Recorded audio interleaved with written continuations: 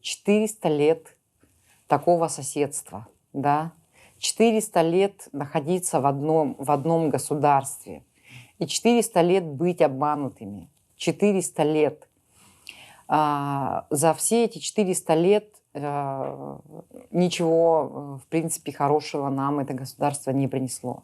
Нет никакой гарантии, что в последующем мы будем жить в настоящей федерации. Верить им нельзя, поэтому мы должны говорить не просто о деколонизации, а идти дальше и говорить о том, что после того, как Москва признается в том, что она империя, ну, то есть Российская Федерация, да, и в том, что она колонизировала народы, она должна принять наше желание самоопределиться и выйти из состава Российской Федерации.